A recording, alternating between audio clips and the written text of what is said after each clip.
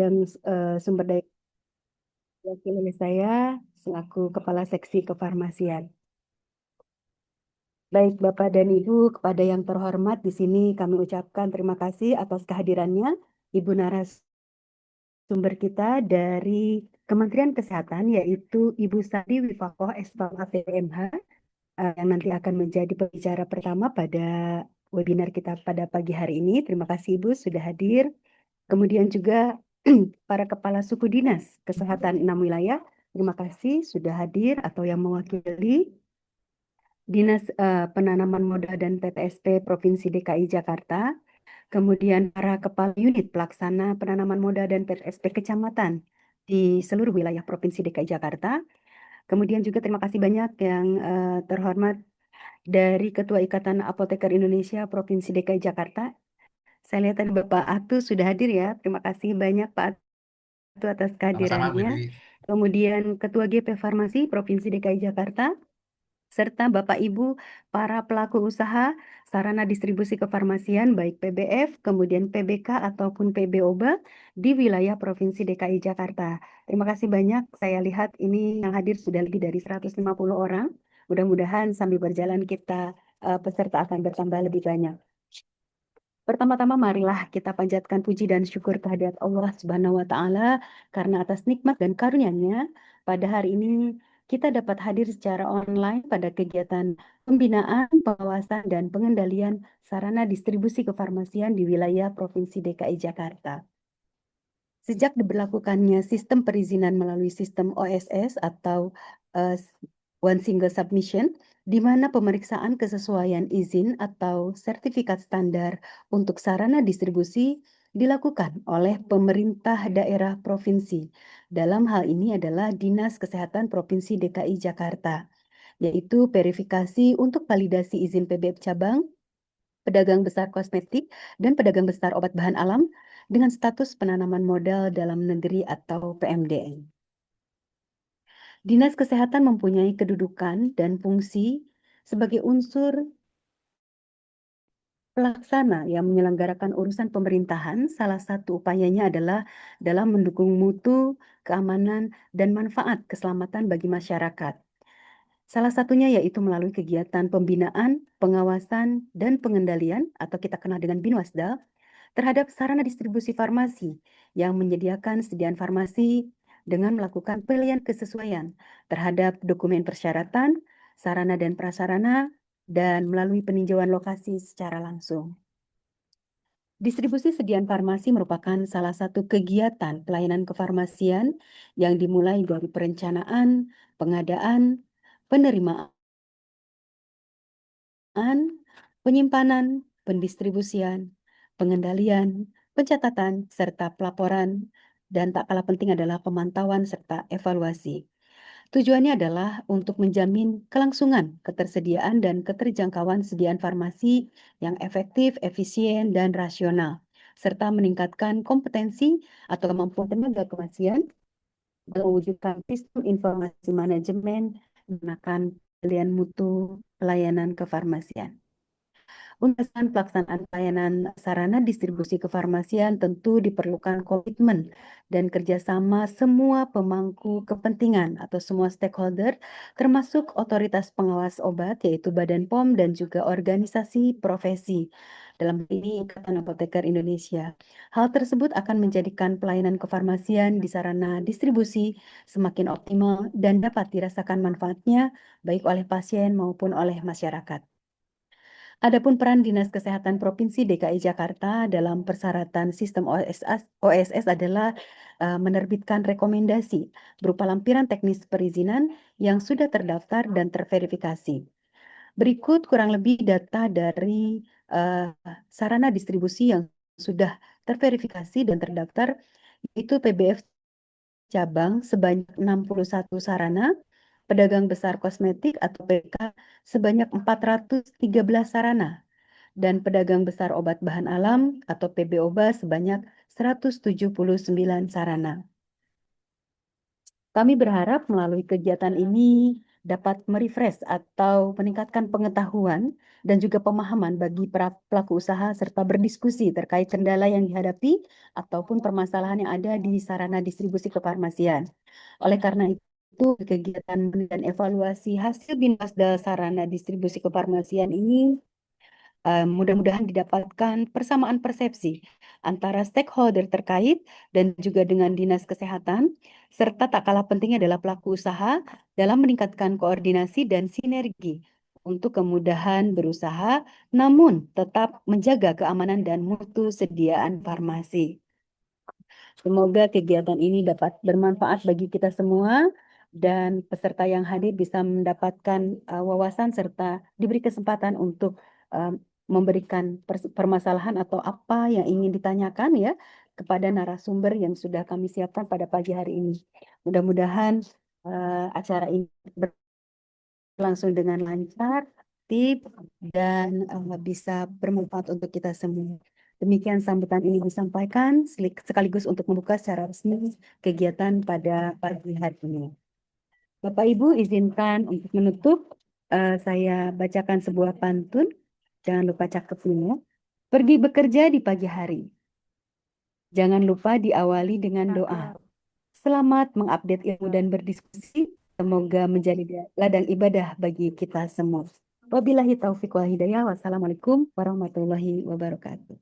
Saya kembalikan kepada MC. Waalaikumsalam warahmatullahi wabarakatuh. Waalaikumsalam warahmatullahi wabarakatuh. Terima kasih banyak Ibu Indri Mulyani Bunyamin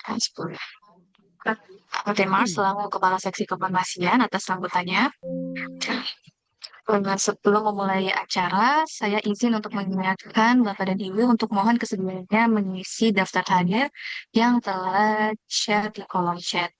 Dan izin mengingatkan pula untuk merename format nama_sarana. Serta mohon kesediaannya untuk menggunakan background Zoom yang telah disediakan. Karena tadi Ibu Indri sudah menyebutkan beberapa pantun, saya juga ada sebuah pantun. Mohon dibantu cakepnya ya Bapak Ibu sekalian. SOP dipasang dekat ruangan. Petugas bekerja penuh ketelitian. Monitoring evaluasi jadi penguatan untuk distribusi produk yang aman dan berkesinambungan. Baik. Kemudian adapun rangkaian acara pada hari ini terdiri dari yang pertama terdapat paparan terkait kebijakan perizinan PBF pasca terbit Permenkes nomor 11 tahun 2025 yang akan disampaikan oleh Ibu Sandi Wipaka, Aspam Apoteker MH selaku narasumber dari Kementerian Kesehatan. Kemudian dilanjutkan oleh paparan kedua terkait sistem perizinan berusaha Kementerian Investasi dan Hilirisasi BKPM yang akan disampaikan oleh Bapak Arief selaku narasumber dari BKPM. Dan terakhir akan ada paparan dari terkait hasil pembinaan pengawasan dan pengendalian sarana distribusi kefarmasian yang akan disampaikan oleh Seksi Farmasian Dinas Kesehatan Provinsi DKI Jakarta. Baik, selanjutnya kita akan masuk ke paparan pertama dengan materi kebijakan perizinan PBF pasca terbit Permenkes nomor 11 tahun 2025. Materi ini akan disampaikan oleh narasumber kita, Ibu Sandi Wipaka, Spam Apoteker MH dari Kementerian Kesehatan, dengan moderator Ibu Janet Abigail dari Seksi Farmasian Dinas Kesehatan yang akan memandu sesi. Kepada moderator, dipersilahkan. Baik, terima kasih kepada Mbak Levi untuk sudah diserahkan kepada saya. Baik, Bapak Ibu, Assalamualaikum warahmatullahi wabarakatuh. Selamat pagi, salam sejahtera untuk kita semua. Izin Bu Sandi, apakah berkenan kita sudah bisa dimulai, Bu? Ya, silakan.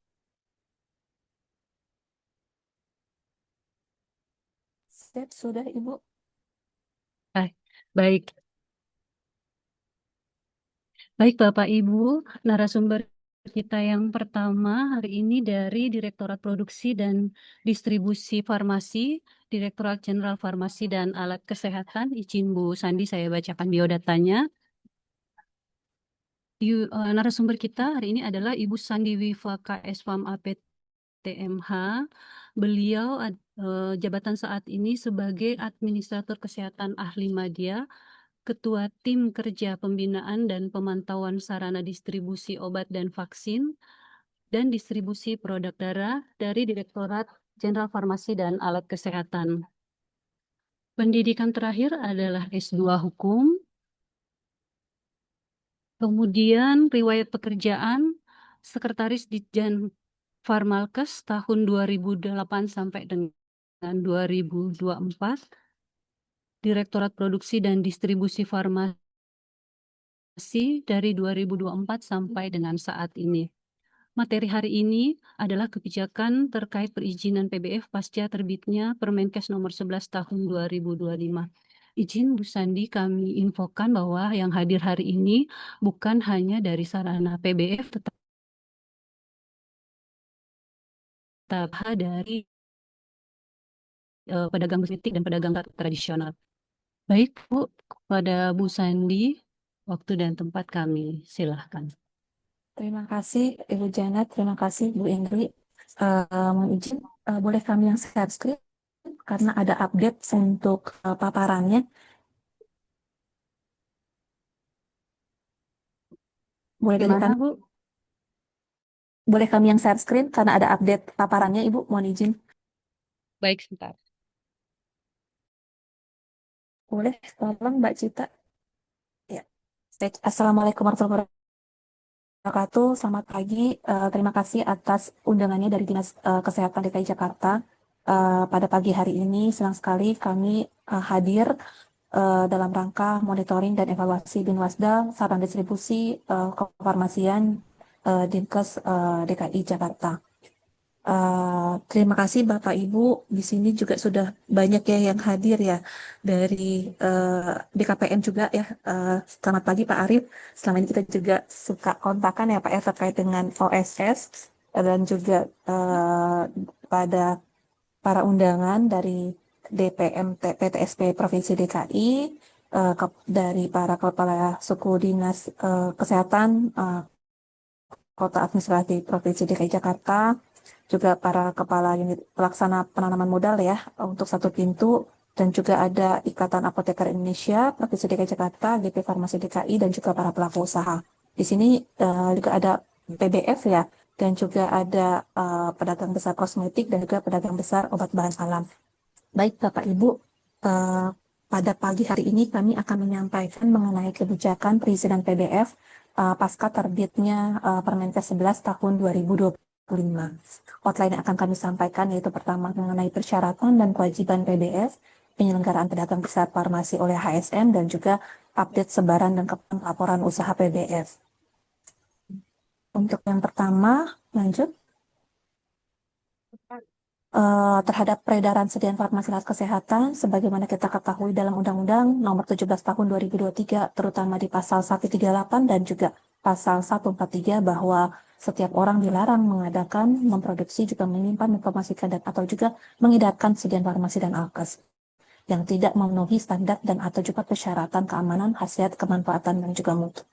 Untuk pengadaan, produksi, penyimpanan, promosi, peredaran, dan juga pelayanan sediaan farmasi dan kesehatan juga harus memenuhi standar persyaratan, yaitu sesuai dengan ketentuan peraturan perundang-undangan. Kami di pemerintah pusat dan juga pemerintah daerah berkewajiban untuk melakukan pembinaan, mengatur, mengendalikan, dan juga mengawasi, baik itu untuk produksi, pengadaan, penyimpanan, promosi, dan dari peredaran juga, baik itu sediaan farmasi, kesehatan, dan PKRT sesuai dengan kewenangannya. Dan setiap orang yang memproduksi dan juga atau mengedarkan sediaan farmasi, alkes, dan juga PKRT itu harus memenuhi perizinan berusaha dari pemerintah pusat ataupun pemerintah daerah sesuai dengan kewenangannya. Dan juga setiap orang yang memproduksi dan atau mengedarkan sediaan farmasi, alkes, dan juga PKRT yang telah memperoleh izin perizinan berusaha yang terbukti tidak memenuhi persyaratan keamanan, khasiat, kemanfaatan, dan mutu, maka akan dikenai sanksi administratif sesuai dengan ketentuan peraturan perundang-undangan.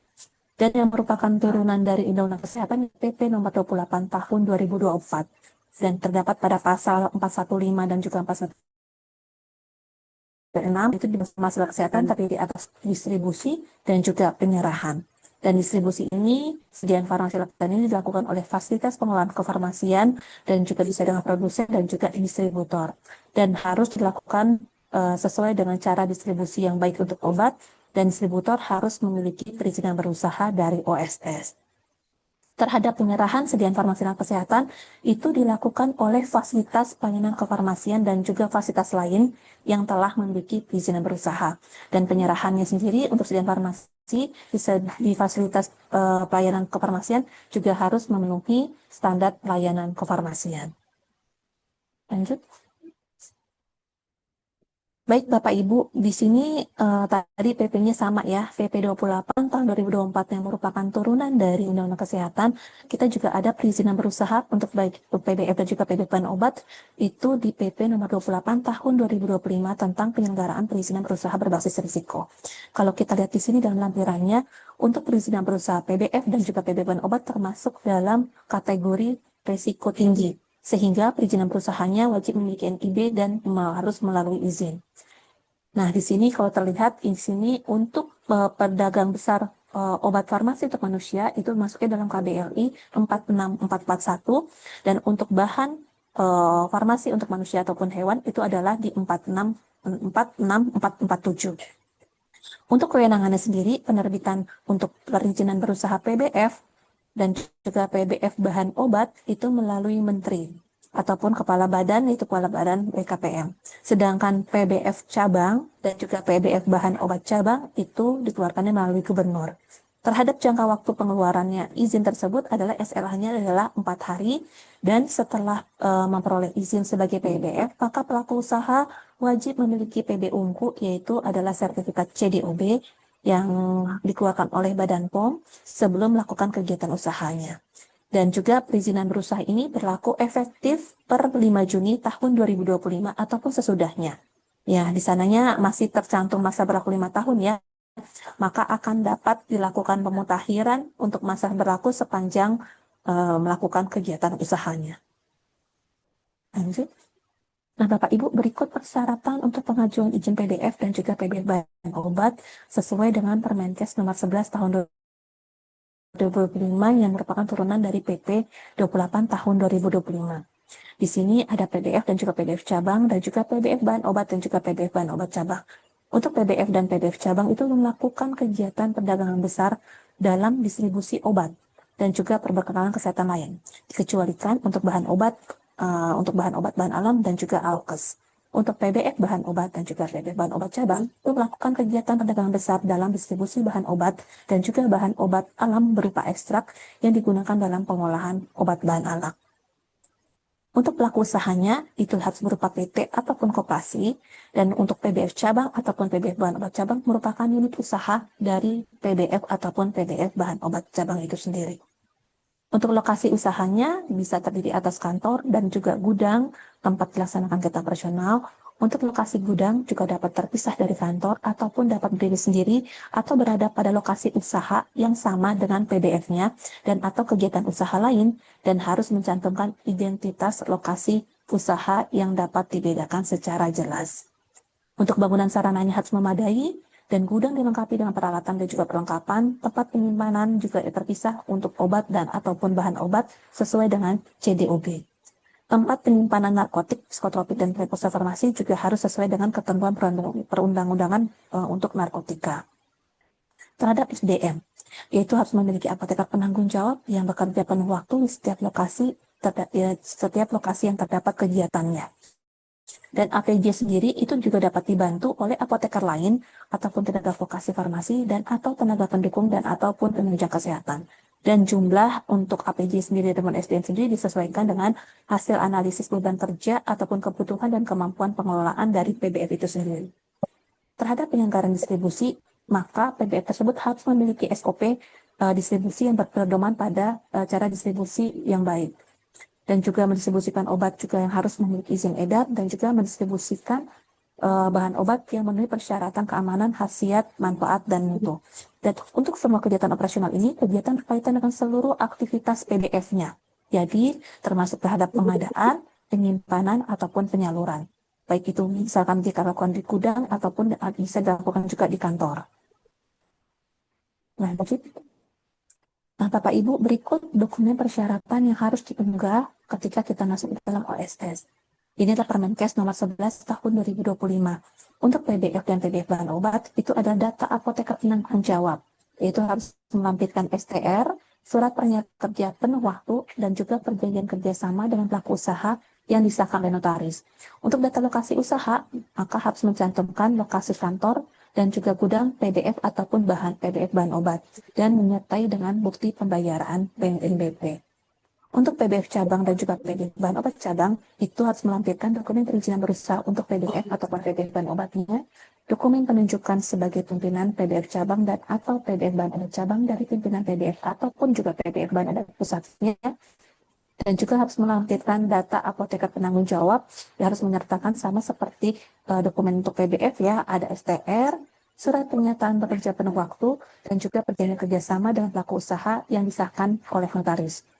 Terdapat juga data lokasi usaha, lokasi kantor dan gudang PBF cabang ataupun PBF bahan obat cabang, dan disertai dengan bukti pembayaran PAD apabila memang di Dinas Kesehatan ada ya untuk pembayaran PAD-nya ataupun melalui PNBP.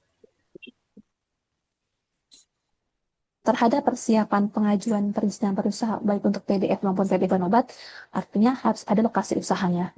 Lokasi usahanya tersebut harus jelas alamat lokasi usaha yang diisikan pada data kegiatan usaha di sistem OSS merupakan alamat kantor dan atau juga gudang tempat dilaksanakannya kegiatan operasional. Jadi kegiatan operasional itu bisa melakukan pengadaan, penyimpanan, dan juga distribusi. Untuk STR APJ yang diunggah merupakan scan asli dokumen ya. Dokumen aslinya diutamakan mengunggahnya adalah STR seumur hidup agar nantinya Bapak Ibu tidak perlu lagi mengganti izin ataupun lampiran teknisnya karena sudah menggunakan STR seumur hidup.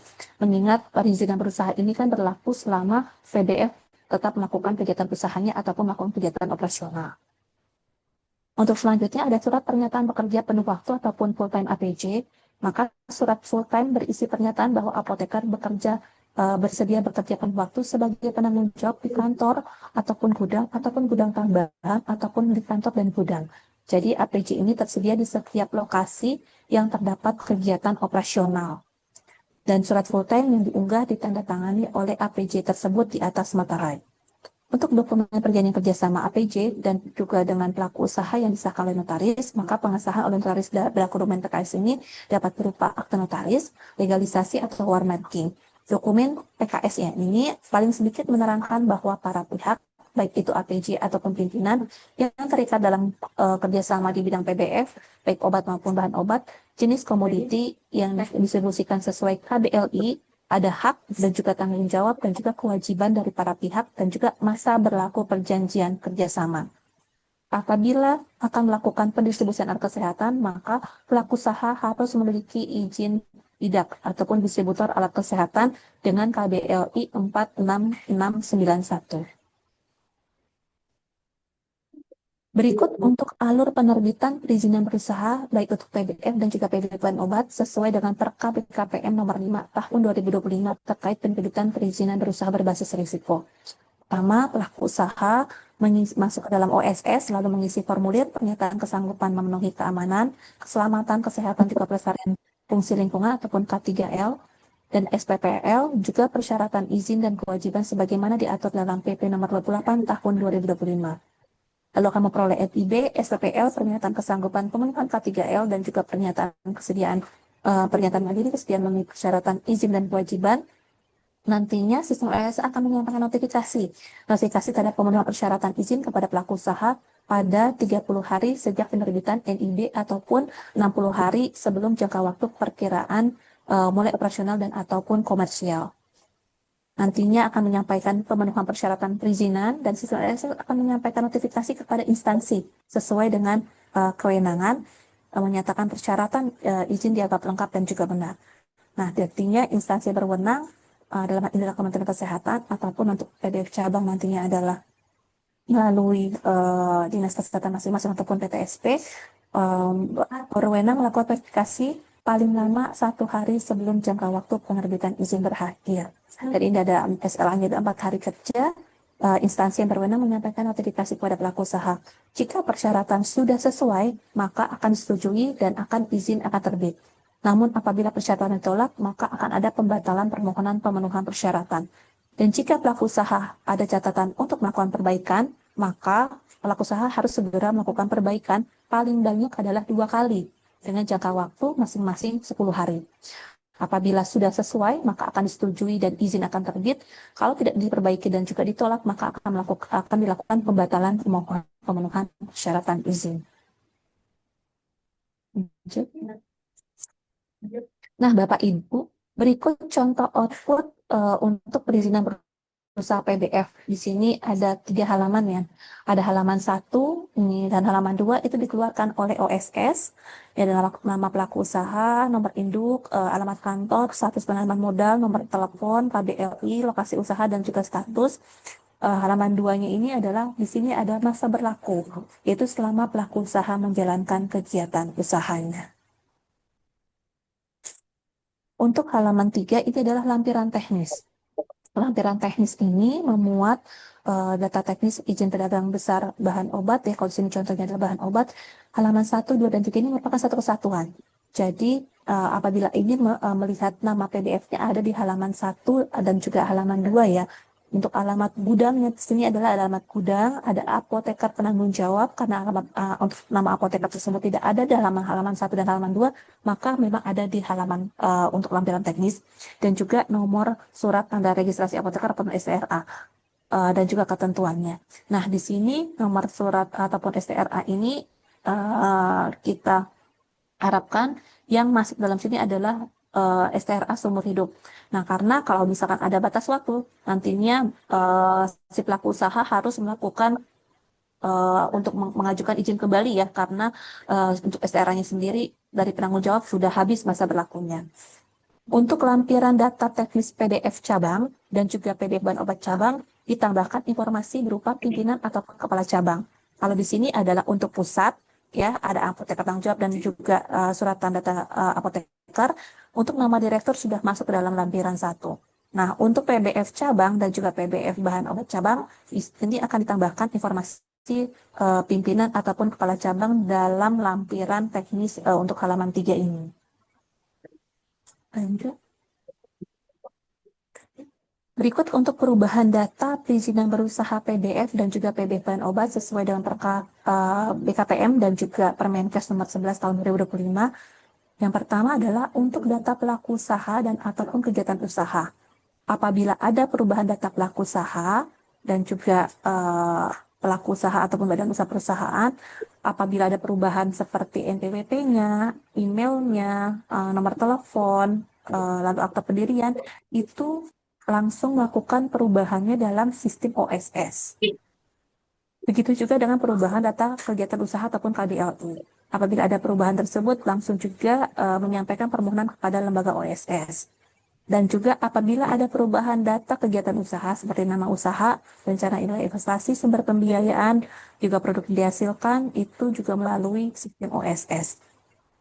Namun untuk data lampiran teknis, paling sedikit itu memuat adalah untuk lokasi usaha, berupa kantor ataupun gudang PDF ataupun PBF bahan obat dan juga apoteker penanggung jawab. Untuk perubahan data lampiran teknis ini dilakukan pelaku usaha melalui sistem OSS dengan verifikasi administrasi ataupun dokumen itu adalah oleh instansi pemberi PB sesuai kewenangan. Nah, dalam hal ini karena memang untuk PDF dan PBF bahan obat ada di Kementerian Kesehatan, maka akan melakukan verifikasi administrasi di sini adalah oleh Kementerian Kesehatan. Untuk PBF cabang akan dilakukan oleh PTSP ataupun Dinas Kesehatan setempat. Lanjut. Untuk perubahan data lampiran sebelumnya, perubahan data lampiran teknis ini tadi ya, untuk perubahan data lampiran teknis berupa penambahan gudang, pengajuan permohonan serta informasi lokasi gudang tambahan dengan melampirkan dokumen apoteker penanggung jawab gudang tambahan. Apabila ada perubahan data lampiran teknis berupa penutupan gudang, maka pengajuan permohonan disertai dengan informasi lokasi gudang yang akan ditutup. Untuk perubahan data lampiran teknis berupa apoteker pengajuan permohonan dalam melampirkan baunya, minta ampun.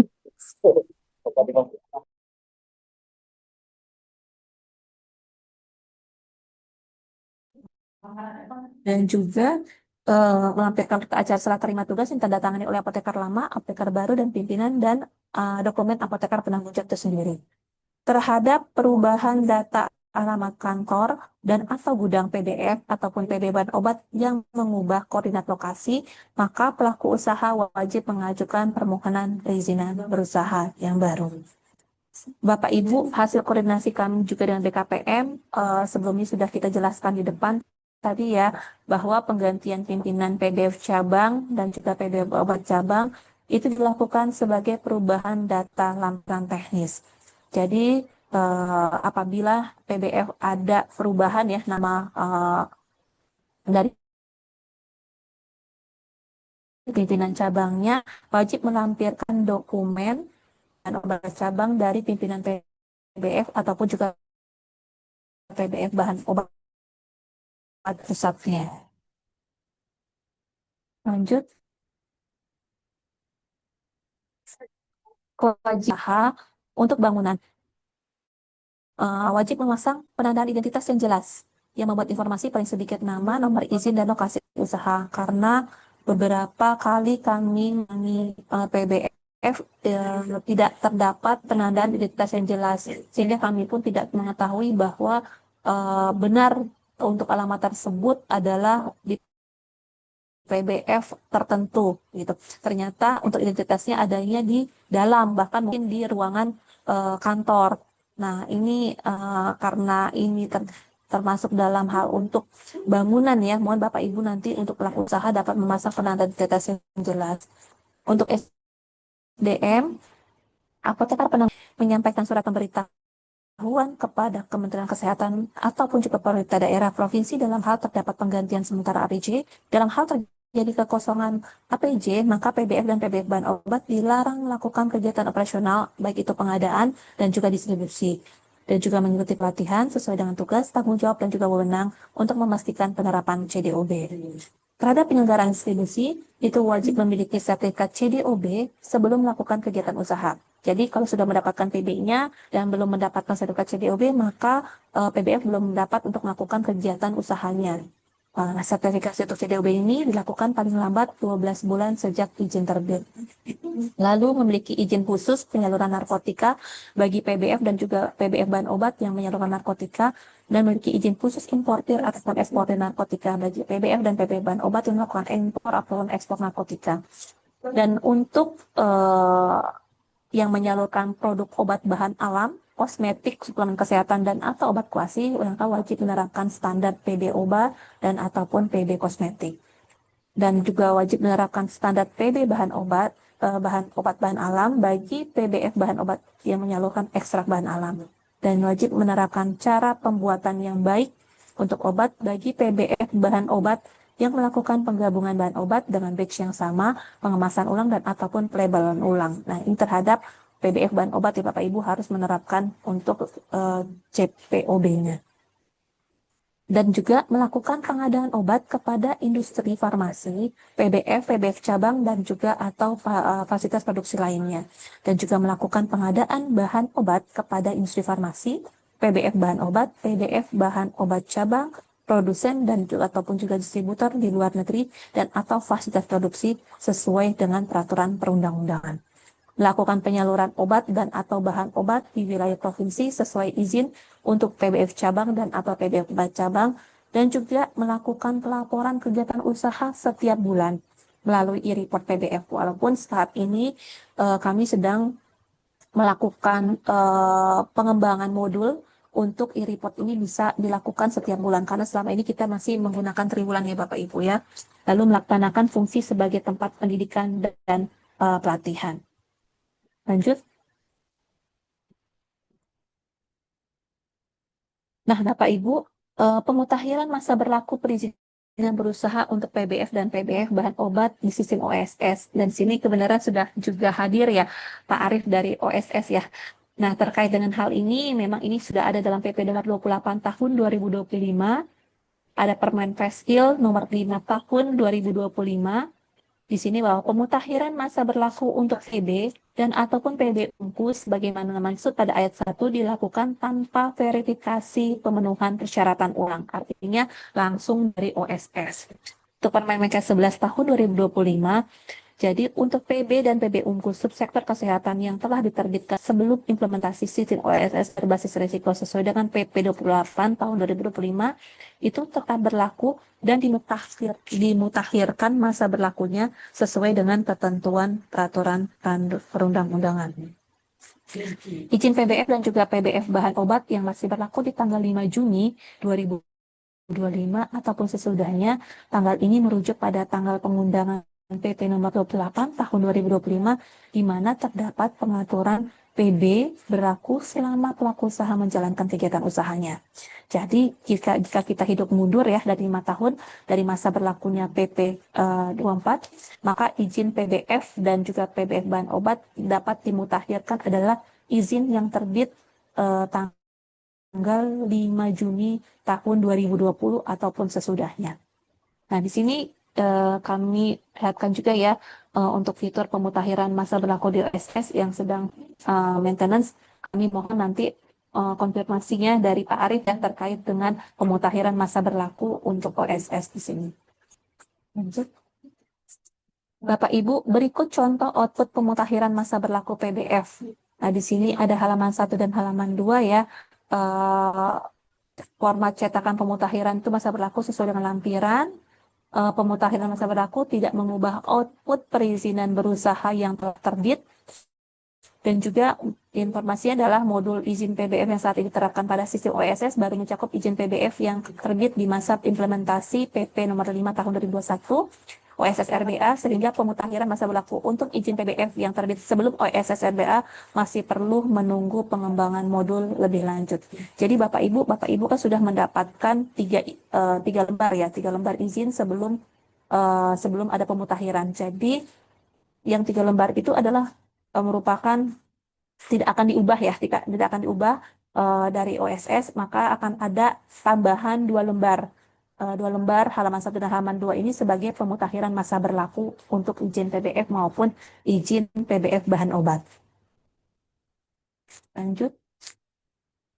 Nah, Bapak Ibu, terkait dengan distribusi obat bebas dan juga obat bebas terbatas di hypermarket, supermarket, dan minimarket, menurut KBLI tahun 2020, bahwa ASF merupakan usaha perdagangan eceran berbagai jenis barang yang utamanya bahan makanan, minuman, dan juga tembakau. Di samping itu menjual beberapa barang bukan makanan seperti perabot rumah tangga, mainan anak-anak, dan juga pakaian. Untuk KBLI tahun 2025, yaitu KBLI untuk HSM adalah 47111, merupakan usaha perdagangan eceran berbagai jenis barang yang utamanya adalah bahan makanan, minuman, dan atau tembakau. Di samping itu menjual beberapa barang yang bukan makanan seperti perabot rumah tangga, mainan anak, dan juga obat-obatan, alat kesehatan, dan pakaian. Terhadap penyediaan dan distribusi obat bebas dan obat bebas terbatas di HSM, itu adalah sesuai dengan Permenkes nomor 972 tahun 2025 tentang pedoman distribusi dan penyerahan obat bebas dan juga obat bebas terbatas di HSM. Ada 2 macam HSM, ada HSM berjaring dan juga HSM mandiri. Untuk HSM berjaring itu wajib memiliki DC. DC-nya adalah izinnya wajib memiliki perizinan berusaha PBF dan wajib memiliki sertifikat CDOB. Jadi penyediaan dan distribusi obat bebas dan obat bebas terbatas dilakukan melalui DC. DC adalah sarana pendukung kegiatan usaha toko swalayan dalam menyimpan dan mendistribusikan barang ke gerai toko swalayan yang masuk dalam cakupan wilayahnya. Jadi ada DC pusat bisa membentuk juga DC cabang. Artinya untuk DC ini adalah wajib memiliki perizinan berusaha sebagai PBF. Nah, nantinya karena dia memiliki 2 KBLI, sebagai KBLI yang pertama adalah pedagang eceran, sehingga itu menjadi kegiatan utamanya, sehingga ketika DC ini akan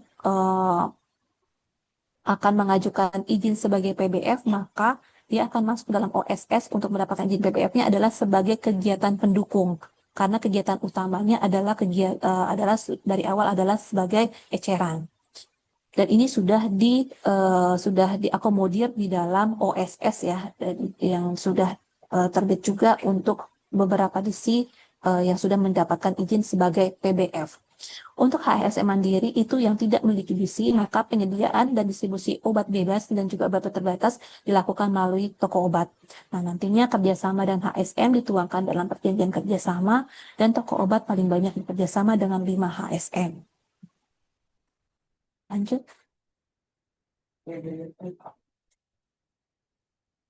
Untuk distribusi obat bebas dan juga obat bebas terbatas melalui pusat distribusi ataupun distribution center pusat, ini adalah pusat ya. Untuk pusat distribusinya ataupun DC pusat itu persyaratannya itu adalah memiliki PB. PB-nya itu adalah PB-nya sebagai pedagang besar farmasi. Dengan kategorinya adalah kegiatan usaha sebagai pendukung pada sistem OSS. Tadi yang sudah dijelaskan karena kegiatan utamanya dia adalah sebagai pedagang eceran. Sehingga ketika dia ingin mendirikan sebagai DC yang harus memiliki izin PBF, maka akan masuk ke dalam kategori kegiatan usaha pendukung dengan persyaratan sama persis seperti pengajuan seperti PBF dan harus memiliki CDOB. Dan juga wajib memiliki apoteker penanggung jawab yang bekerja penuh waktu. Dan di sini PB Unkunya berupa sertifikat CDOB dikeluarkan oleh Badan POM. Ketentuan dan yang penyelenggaraan distribusi untuk pengadaan obat bebas dan juga obat terbatas dari DC pusat itu kepada industri farmasi, PBF dan atau juga PBF cabang berdasarkan surat pesanan yang ditandatangani oleh APJ. Dapat mendistribusikan obat bebas dan obat terbatas kepada DC cabang dan juga HSM jejaring internalnya berdasarkan surat pesanan. Untuk cakupan distribusi DC pusat adalah untuk seluruh wilayah Indonesia, sama seperti halnya PBF. Distribusi dilaksanakan dengan mengikuti standar PBF dan juga PBF cabang serta harus memiliki CDOB. Lanjut.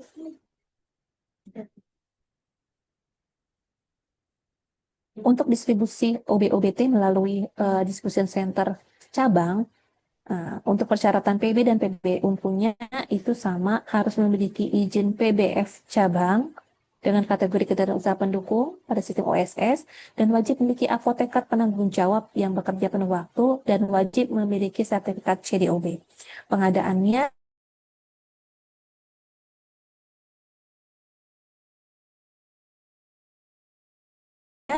untuk surat pesanan yang ditandatangani oleh APJ, lalu dapat mendistribusikan OB-OBT kepada DC dan HSM jejaring internal di wilayah provinsi sesuai izin berdasarkan surat pesanannya, dan juga distribusi kepada DC dan HSM jejaring internal di wilayah provinsi yang berbatasan langsung harus berdasarkan penunjukan dari DC pusat yang dibuktikan dengan surat penugasan ataupun penunjukan yang menyampaikan pemberitahuan pada Dinas Kesehatan Provinsi. Dan distribusi dilaksanakan mengikuti standar baik itu PBF maupun PBF cabang serta harus memiliki CDOB. Bapak Ibu, berikut update jumlah sebaran PBF di seluruh Indonesia. Saat ini, menurut data API report kami yang kami ambil per tanggal 17 Mei, terdapat 2.834 PBF. Di situ terdiri atas 1.650 PBF pusat untuk obat dan juga 136 PBF pusat yang menyalurkan bahan obat. Dan juga terdiri daripada 35 PBF pusat yang menyalurkan obat dan bahan obat. Untuk PBF cabang sendiri ada 1.002 yang menyalurkan obat dan 11 PBF cabang yang menyalurkan bahan obat.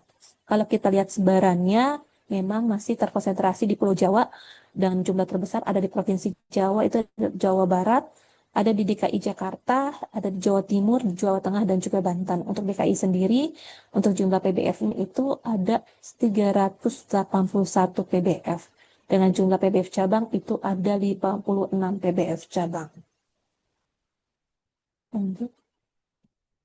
Nah, Bapak Ibu, berikut persentase kepatuhan pelaporan untuk pedagang farmasi.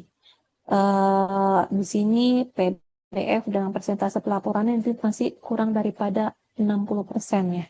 Untuk DKI Jakarta sendiri, di sini dari total PBF ada 437 ya, jumlah PBF pusatnya 381 dan PBF cabangnya 56. Untuk pelaporan TW1 tahun 2026 baru 52,6%. Nah, nantinya ini ada pelaporan triwulan 2 ya Bapak Ibu sebentar lagi di bulan Juni. Jadi kami harap Bapak Ibu yang ikut dan juga kita berkolaborasi juga dengan Dinas Kesehatan untuk dapat mendorong agar pelaporan ini bisa terlaksana sampai dengan 100%. Lanjut. Untuk PBF pusat, komoditinya itu dari obat adalah 285 dan juga bahan obat 74, obat dan bahan obat 72 yang sudah melakukan pelaporan e-report PBF triwulan 1.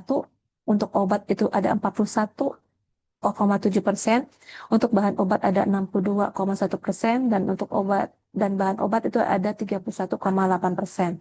Yang belum melakukan pelaporan untuk obat itu masih ada 58%, untuk bahan obat itu masih ada 37,9%, dan juga untuk obat dan bahan obat itu ada sampai dengan 68,2%. Untuk PBF cabang, di sini yang sudah melakukan pelaporan e-report PBF triwulan 1 itu untuk obat 42 itu sebesar 76,3%. Untuk bahan obat itu seluruhnya sudah ya, hanya satu udah 100%. Dan yang belum melakukan pelaporan itu adalah obat ada 23,7%, bahan obat sudah melakukan pelaporan. Dan juga untuk total PBF-nya, artinya kalau kita lihat untuk obat itu sendiri yang belum melakukan pelaporan itu adalah 179 atau 52,7%. Untuk bahan obat ada 28 ataupun 40%, dan juga obat dan juga bahan obat itu ada 68,2%. Kalau kita lihat di sini memang kepatuhan dari PBF cabang lebih baik daripada PBF pusat. Dan juga PBF bahan obat juga memiliki kepatuhan lebih baik daripada PBF obat, karena yang tadi ya, mungkin karena jumlah PBF bahan obat itu lebih sedikit juga dari PBF obat. Jadi kami mohon bantuan dari Dinas Kesehatan, sama-sama kita bisa mendorong agar nantinya PBF ini baik PBF pusat maupun PBF cabang juga dapat melakukan pelaporan sesuai dengan waktunya. Karena di sini kita lihat masih sekitar 52% ya, setengahnya masih belum melakukan pelaporan di TW1. Dan untuk laporan ini sendiri amat sangat penting bagi kami karena ini akan kami evaluasi. Bahkan setiap bulan kami evaluasi berapa jumlah produk obat, pendistribusian obat yang tersebar di Indonesia. Dan di situ kita bisa melihat juga ketersediaan obat yang ada di PBF, dan juga kita untuk juga melihat potensi kekosongan obat itu nanti di mana. Makanya Bapak Ibu mohon maaf nantinya mungkin dari pelaku usaha seringnya kita lakukan juga permintaan update untuk jumlah, karena memang kita belum melakukan update jumlahnya tersebut untuk pelaporan secara real time, sehingga kami pun sekarang sedang berbenah untuk melakukan pelaporannya menjadi triwulan ya, karena sesuai dengan Permenkes nomor 5 ya tahun 2026 tentang perbaikan kesehatan dilakukan pelaporan setiap bulan. Di Permenkes 11 juga dilakukan pelaporan setiap bulan, dan memang saat ini kita masih mengacu terhadap triwulan. Kita sedang berbenah untuk melakukan aplikasi kami ya di dalam e-report tersebut sedang kita ubah menjadi tiap bulan, dan mohon nantinya apabila sudah menjadi tiap bulan bisa mendorong juga ya teman-teman pelaku usaha untuk dapat melakukan pelaporan setiap bulannya dengan tepat waktu. Lanjut. Baik Bapak Ibu, bisa kita simpulkan dari yang sudah kita sampaikan sebelumnya bahwa perizinan berusaha PBF dan juga PBF dan obat dilaksanakan sesuai standar usaha yang tercantum pada Permenkes 11 tahun 2025, dan juga pasca terbitnya PP nomor 28 tahun 2005, PBF maupun PBF dan obat memiliki masa berlaku selama pelaku usaha menjalankan kegiatan usahanya. Dan juga PBF dan juga PB bahan obat yang memiliki izin yang terbit melalui OSS dapat melakukan pemutakhiran masa berlaku melalui sistem OSS tanpa verifikasi dari kementerian ataupun lembaga. Dan saat ini informasinya adalah dalam pengembangan, dan juga PBF dan juga PB bahan obat harus melakukan kewajiban dalam berusaha pasca diperolehnya izin, termasuk kewajiban sertifikasi cara distribusi yang baik dan juga pelaporan kegiatan usaha. Baik Bapak Ibu, demikian yang dapat kami sampaikan. Lebihnya terima kasih, kami kembalikan ke moderator. Baik, terima kasih pada Bu Sandi untuk paparan materinya pada pagi hari ini. Benar-benar menarik ya Bapak Ibu ya. Saya rasa Bapak Ibu semua khususnya untuk yang PBF ini sudah benar-benar banyak pertanyaan yang akan diajukan. Baik, untuk selanjutnya kita akan masuk ke sesi tanya jawab. Untuk awal kami buka dengan 3 pertanyaan terlebih dahulu. Izin Bu Sandi seperti itu ya Bu. Eh, Dipersilahkan kepada Bapak Ibu yang ingin bertanya, boleh bertanya langsung atau raise hand ataupun melalui kolom chat.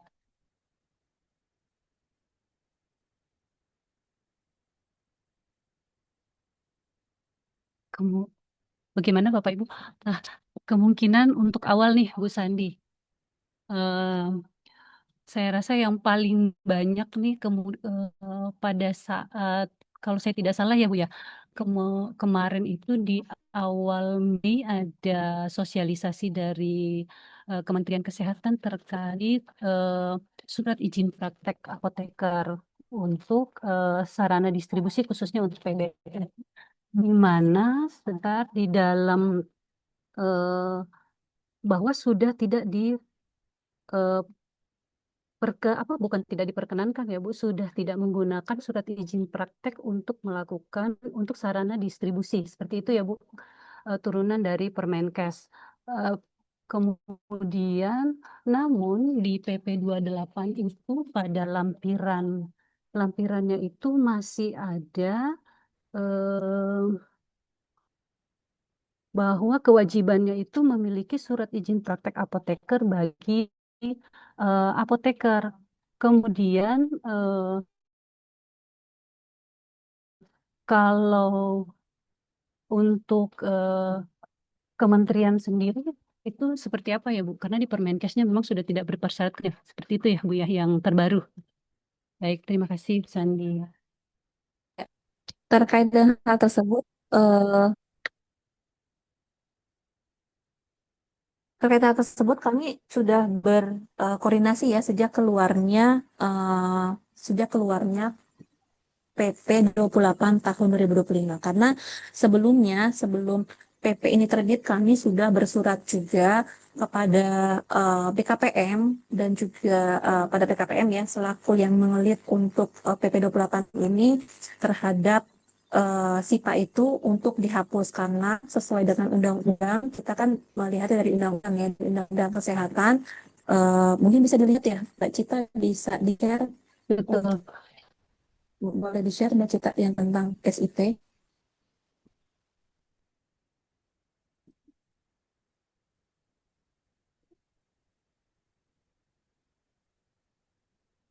Hmm. Bahwa dalam Undang-Undang Nomor 17 Tahun 2003 tentang Kesehatan itu sudah dijelaskan bahwa SIP hanya diberikan untuk tenaga medis dan juga tenaga kesehatan tertentu yang memberikan pelayanan kesehatan secara langsung kepada pasien. Di sini ada pasal 263. Yang pertama adalah untuk ayat 1, jenis tenaga medis dan juga tenaga kesehatan tertentu dalam menjalankan praktek keprofesiannya wajib memiliki izin. Dan ayat 2-nya, izin sebagaimana dimaksud pada ayat 1 diberikan dalam SIP.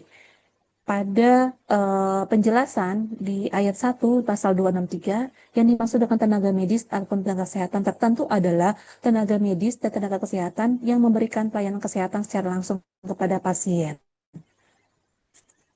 Dan juga ada PP nomor 28 tahun 2024 telah mengatur persyaratan tempat praktik sebagai syarat utama pada penerbitan SIP.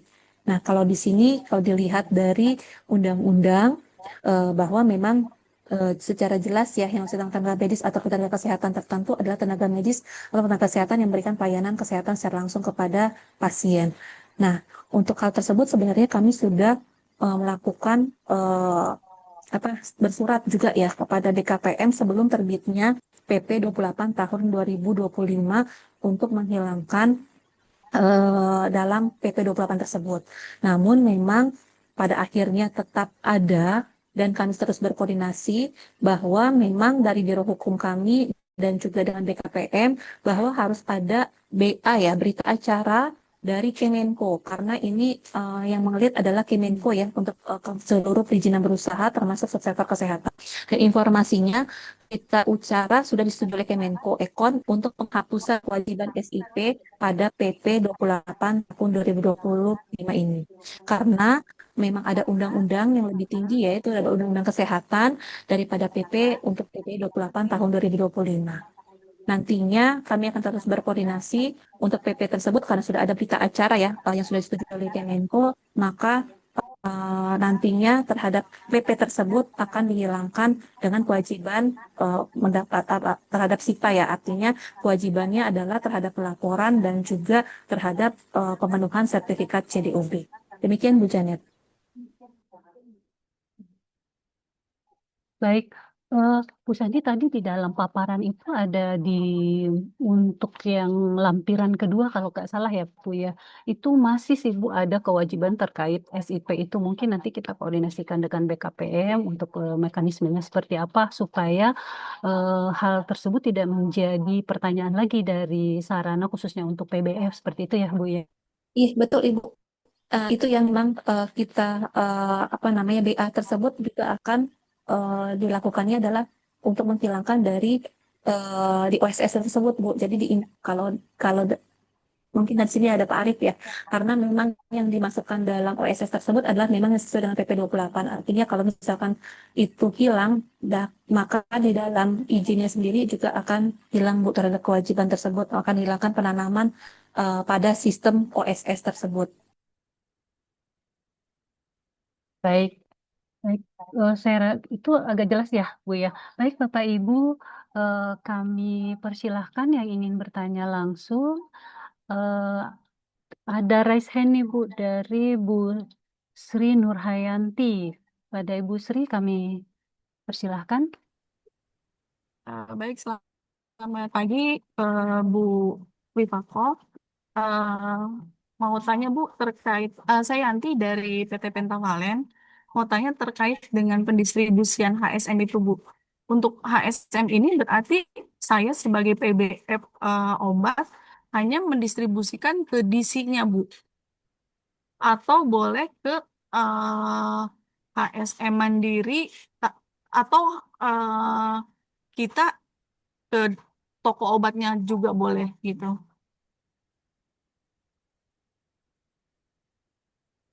Untuk PBF sendiri mendistribusikannya ke DC-nya Bu. Jadi sesama PBF. DC itu kan izinnya PBF ya. Tapi mungkin Ya, istilah dia kan sebagai usaha pendukung ya. Karena tadi dibilang dia punya dua KBLI, ada sebagai pedagang eceran dan juga pedagang besar. Karena itu berlawanan ya, makanya dibuka oleh BKPM melalui OSS tersebut ada sebagai sebagai kegiatan pendukung. Karena tujuan utamanya dia adalah sebagai pedagang eceran. Nah, untuk hal ini, Petrafalen dapat melakukan pendistribusiannya kepada DC, arti sama PBF. Karena nantinya apa namanya untuk PBF juga bisa berdistribusikan ke ASM tapi melalui toko obat. Jadi melalui toko obat itu oh, untuk yang mandiri. Karena yang mandiri ya Bu. HSM yang mandiri, untuk HSM mandiri kan tidak mempunyai DC ya.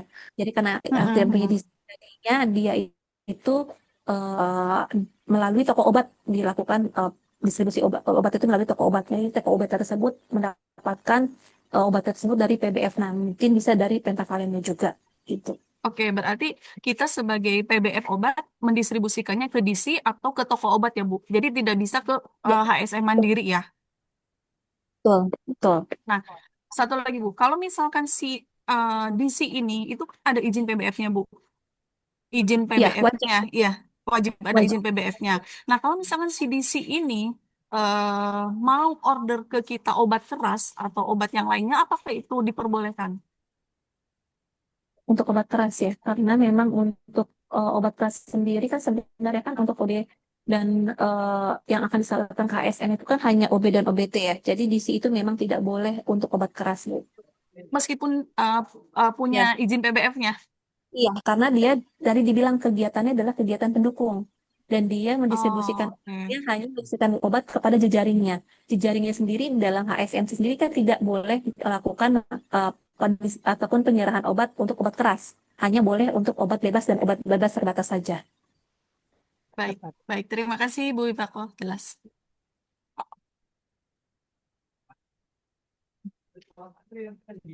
Baik, dari Bu Sri sudah jelas ya, Bu ya. Dari Sudah Bu, Pentavalen. sudah. Ya. Eh, berikutnya kita ada nih Bu dari kolom chat dari Ibu Intan APT dari PT DBM. Izin bertanya, untuk HSM mendapatkan izin KBLI untuk PBF obat, apakah sebagai pendukung dari kegiatan penyaluran eceran Untuk izin konfirmasi, meskipun PBF DC Pusat atau cabang HSM memiliki izin CDOB dan PBF, apakah boleh jika memesan obat keras ke PBF obat? Ini BBM, HSM mendapat izin dari untuk PBF obat. HSM itu, ya tadi dibilang ya, untuk HSM itu KBLI-nya kan berbeda. Ketika dia izin sebagai DC, maka dia harus wajib memiliki izin PBF. Nah, untuk persyaratan izinnya sama seperti PBF pada umumnya. Begitu juga dengan DC cabang. DC cabang itu seperti halnya untuk PBF cabang lainnya. Artinya apa namanya? Untuk persyaratannya adalah sesuai.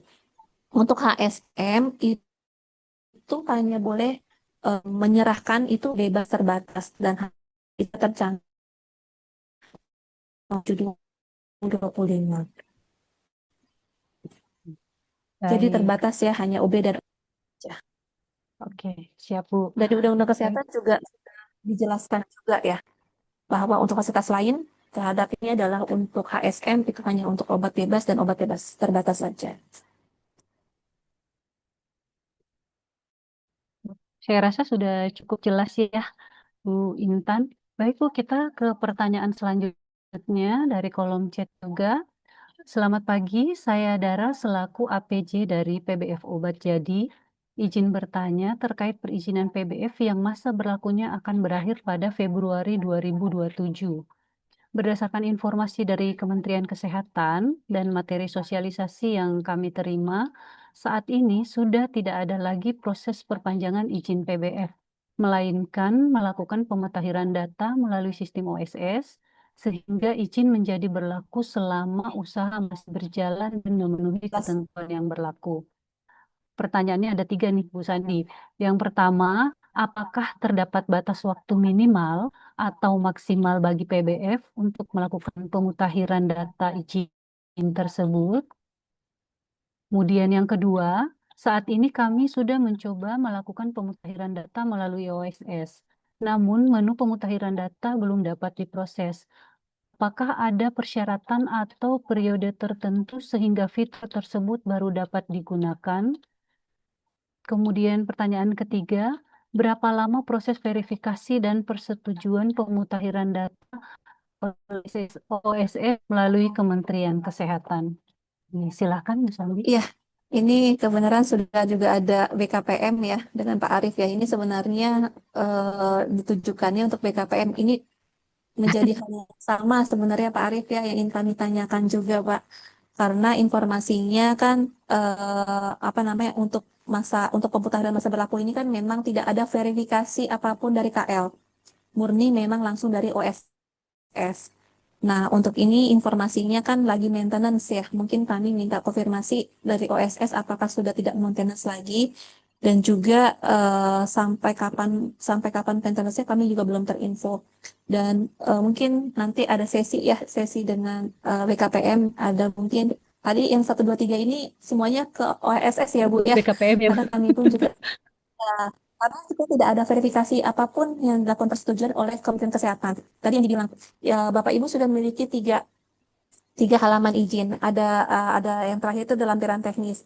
Nah, ketika nanti melakukan pemutakhiran, nanti Bapak Ibu akan mendapatkan dua lembar lagi. Itu langsung dari OSS, tidak lagi melalui verifikasi ataupun persetujuan dari Kementerian Kesehatan. Itu langsung dari OSS. Nah, mungkin kami juga ingin bertanya juga nih sebenarnya dengan OSS, dengan Pak Arief ya nantinya, pemutakhiran masa berlaku atau verifikasi kesehatan untuk waktunya harusnya memang tidak lama ya seharusnya, dan ada beberapa juga izin PBF ya ketika melakukan pemutakhiran ternyata ada yang hilang dan lain-lain gitu ya.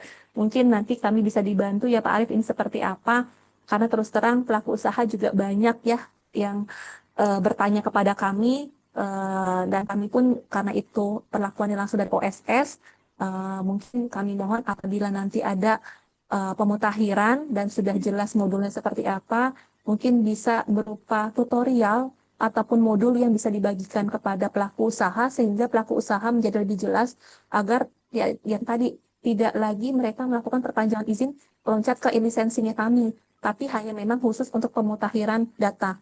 karena memang pemutihan. sudah tidak ada lagi perpanjangan izin. Sejak terbitnya PP 28 tahun 2025, untuk PB tidak ada lagi perpanjangan izin. Yang tadi dibilang ya, yang sudah memang berlaku sejak tanggal 5 Juni 2020 sampai dengan yang sekarang nantinya itu adalah mereka tetap berlaku selama melakukan kegiatan usahanya, dan itu pemutakhirannya otomatis melalui OSS. Karena sekarang posisinya pelaku usaha yang habis masa berlakunya di 2026 masih kami bukakan perpanjangan di ELIK karena mereka masih bingung juga, izin mau habis tapi nggak bisa melakukan operasional, dan juga menjadi temuan Badan POM. Jadi kami mohon bantuan dari BKPM juga untuk bagaimana kami bisa menyikapi hal ini, karena satu, si PBF juga harus tetap melakukan operasional, karena kalau izinnya sudah habis, mereka izinnya belum ada pemutakhiran, khawatir menjadi temuan Badan POM. Namun memang sesuai dengan aturan, itu kan tidak lagi ada perpanjangan izin. Nah, ini menjadi dilema juga kami di pusat, mungkin di cabang juga ya, mau dikeluarkan izin perpanjangan atau Betul, Bu. tidak gitu. Ini yang bisa nanti kita diskusikan juga ya, Bapak Ibu dengan BKPM. Ya, baik Bu Sandi. Nanti kita coba koordinasi dengan Pak Arief ya Bu ya. Kemudian ada pertanyaan lagi nih Bu Sandi dari Ibu Mary, PT Mensa Bina Sukses sepertinya nih. Izin tanya, untuk izin sarana yang masih dikeluarkan secara manual oleh DPM PTSP setempat, lalu dilakukan pemutakhiran data tanpa melampirkan izin yang dikeluarkan OSS, apakah tetap berlaku? Kemungkinan Ibu Sandi izinnya masih aktif nih. Karena sertifikat standar izinnya tidak ada di akun OSS, hanya yang keluar itu hanya lampiran pemutakhiran datanya saja. Terima kasih. PBF cabang ya Bu ya, atau PBF pusat? Ini dari Mensa Bina, Bu Mary izin. Apakah ikut bergabung? Mungkin masih bergabung, boleh dijelaskan?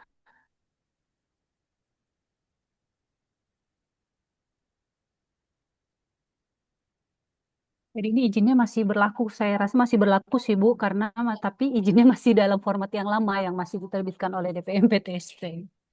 Iya, jadi sebenarnya Dari cabang Bu. kalau izinnya masih berlaku, secara legal kan juga masih bisa melakukan operasional ya. Tinggal nantinya dia Betul. untuk pemutakhirannya tersebut memang melalui OSS ya nantinya ya. Hanya memang tadi informasinya kan tidak ada akunnya karena diberikannya secara manual gitu ya. Betul. Jadi tetap melakukan perpanjangan atau Eh, pemutakhiran melalui OSS. Nanti mungkin bisa ditanyakan kepada Pak Arief ya untuk mekanismenya yang masih manual seperti apa. izin Bu, walaupun misalnya nih izin yang masih berlaku ini adalah masih format yang lama yang dikeluarkan oleh DPM PTSP. eh, Seingat saya kalau yang dari Permenkes 14 yang 2021 itu Bu, jadi yang masih diterbitkan oleh DPM PTSP itu harus kembali terlebih dahulu melakukan pembaruan izin melalui OSS, kemudian nanti baru bisa melakukan pemutakhiran data atau seperti apa Bu? Arahannya. Karena kan sekarang sudah izin itu sudah berbasis terintegrasi OSS ya Bu ya. Masih manual sebelumnya ya. Jadi datanya belum Ya, ada ke dalam OSS ya. Eh, betul. Kalau di pusat kita sebenarnya juga sama ya. Kita melakukan pemutakhiran bagi izin-izin yang masih kalau di kita kan yang di depannya hurufnya FP ya. Kalau di pusat ya, itu masih kita Betul. kita minta mereka melakukan pemutakhiran. Nah, untuk yang saat ini sebenarnya kita juga masih melakukannya ya Mbak Cita ya, untuk melakukan pemutakhiran bagi izin-izin yang masih FP ke dalam OSS, nantinya akan melakukan perpanjangan atau pemutakhiran melalui OSS juga. Oh, itu bisa langsung pemutakhiran tanpa melakukan pembaruan izin terlebih dahulu Bu, agar izin yang terbit itu sudah dari OSS.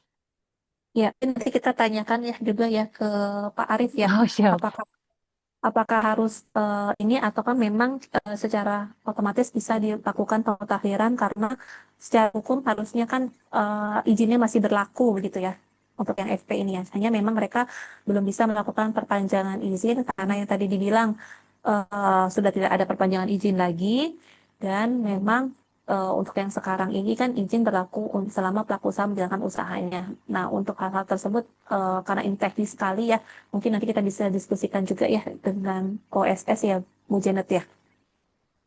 Izin, Baik, Bu nanti coba. Janet, Bu Sandi, Oh Arif, iya, Bu. Pak Arif. Ya, Ah, Iya, Pak ini Arif maksud sudah hadir, kami Bu Sandi. biar nggak diskusi dua kali nanti ya, menanyakan lagi mungkin. Nah, jadi izin Bapak Ibu, Bu Sandi, Bu Janet untuk mengupdate ya, apa namanya terkait pemutakhiran. Nah, itu kan sudah naik ya. Seingat saya di bulan Februari waktu itu.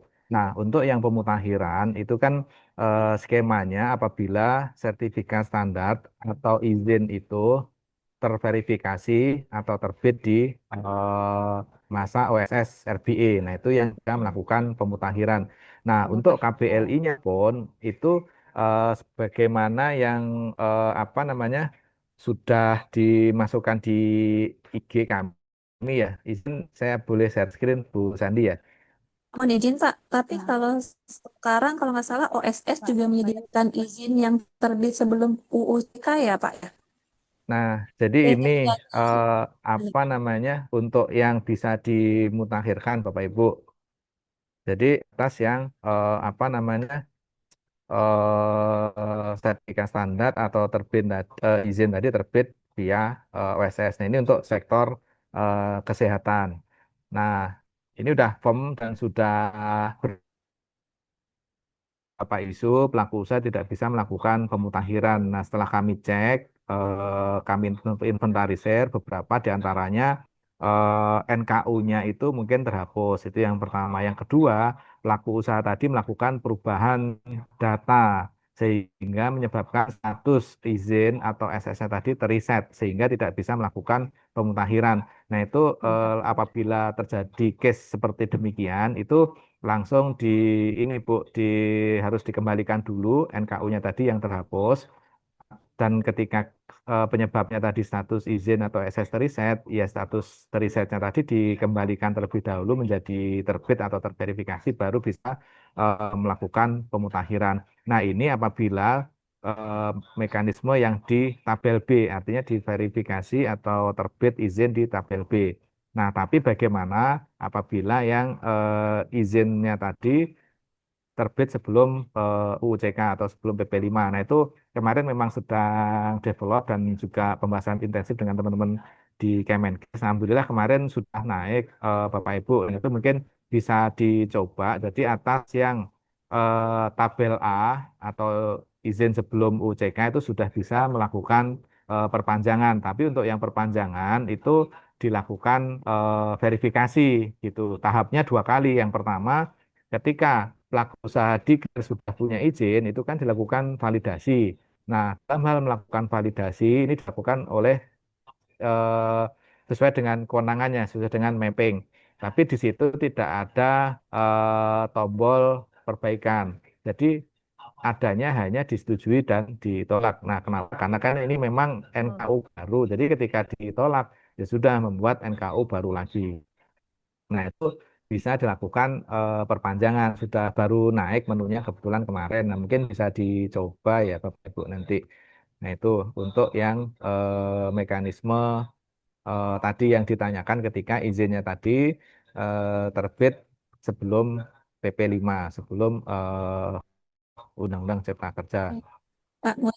Jadi dua kali Bu itunya dilakukan validasinya ketika memasukkan di tabel A dan perpanjangan nanti outputnya ya sama berlaku sepanjang menjalankan kegiatan usaha gitu. Demikian tambahan kami Bu Ya, Sandi Bu Janet. makasih Pak Arif. Tapi memang yang pelaku usaha yang banyak WA ke kami ya Pak ya, itu katanya pemutakhirannya nggak bisa diklik Pak, sebenarnya begitu. Nah, mungkin di sini Mbak Cita bisa ya Mbak Cita, yang dari pelaku usaha seperti apa ya? Ya, izin Bu Sandi, Bu Janet. Ya, Pak Arief. Jadi sebenarnya untuk panduan pemutakhiran masa berlaku ini tuh udah kami sosialisasikan ya, baik ke Dinas Kesehatan juga ke pelaku usaha gitu untuk udah bisa dilakukan nih untuk izin-izin yang terbit melalui OSS RBA gitu ya. Tapi nyatanya di lapangan ketika mereka mencoba ada yang bisa melakukan ada yang setelah melakukan kemudian izinnya hilang gitu ya, seperti yang beberapa kali sudah kita koordinasikan dengan BKPM. Kemudian akhir-akhir ini ada juga yang memang ketika mau tombol itu tuh nggak biru gitu warnanya, dan ada juga memang yang berhasil gitu. Jadi mungkin kami juga bisa di ini ya Pak, briefing gitu kira-kira izin yang seperti apa yang bisa dilakukan pemutakhiran, dan yang nggak bisa dilakukan pemutakhiran tuh seperti apa yang harus melalui perpanjangan dulu gitu.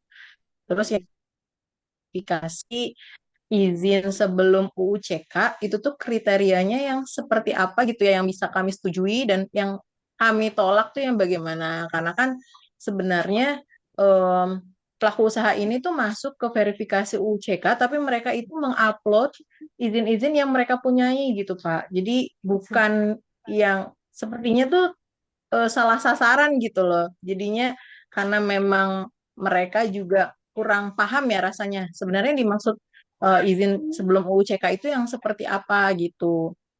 Gitu Pak. Mungkin itu dulu ya Pak. Ya, baik, izin Bu Sandi, Bu Janet. Nah, jadi filosofinya begini, Bu. Dulu waktu di PP 5 kan pelaku usaha ini diberikan kemudahan untuk declare atas izin yang sudah mereka punya. Nah, ketika dia declare izin yang sudah mereka punya, nah itu eh, hasil monef kita dan juga teman-teman di KL nguploadnya itu istilahnya lumayan banyak yang ngasal gitu. Yang penting pokoknya NIB terbit gitu. Entah yang diupload itu mungkin SK pengesahan dari Kumham, entah PDF kosong. Nah, itu yang terjadi dilemanya. Nah, sehingga di flow baru ini dilakukan validasi atas declare izin yang sudah dipunya sebelum Undang-Undang Cipta Kerja.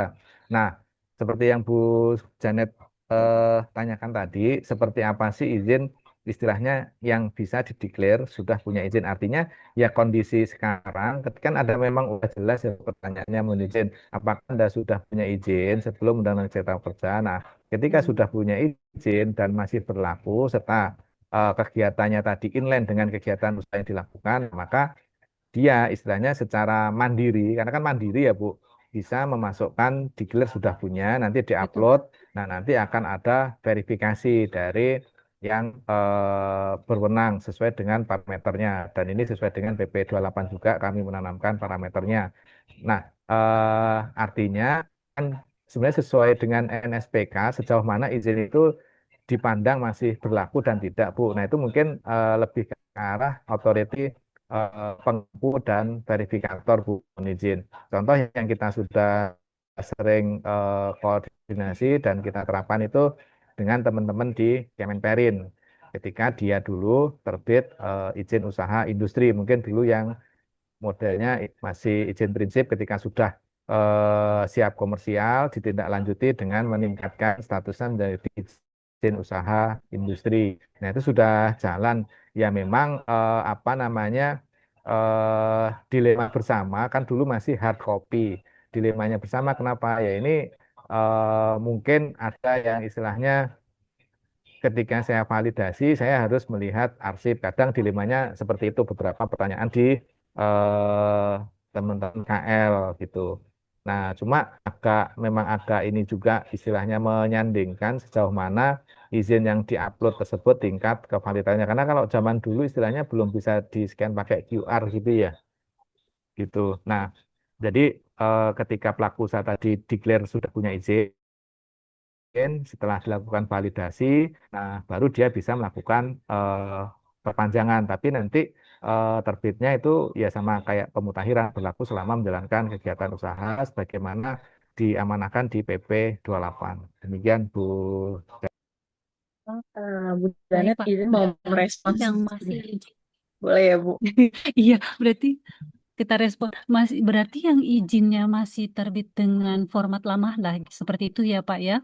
Itu memang sudah bisa langsung melakukan pemutakhiran data secara mandiri melalui OSS atau memang Izin harus itu melakukan pemutakhiran Bu. perpanjangan masuknya nanti di Hmm, perpanjangan. berarti harus Untuk melakukan yang pembaruan izin dulu ya ya, Pak. ya perpanjangan Perpanjangan. nanti akan terbit cetakan sertifikat standar atau izinnya dari OSS.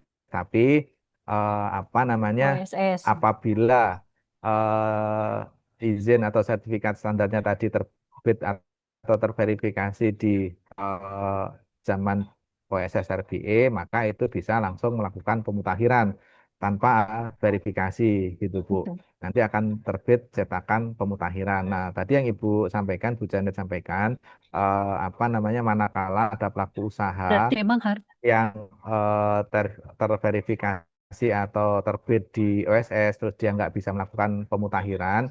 Nah, berdasarkan hasil rekap kami, status SS-nya atau izinnya ketika dia sedang melakukan pemutakhiran, Bu, itu keriset, Bu, menjadi belum terbit atau belum terverifikasi. Kenapa? Karena itu ada kalanya pelaku usaha melakukan perubahan data secara mandiri gitu.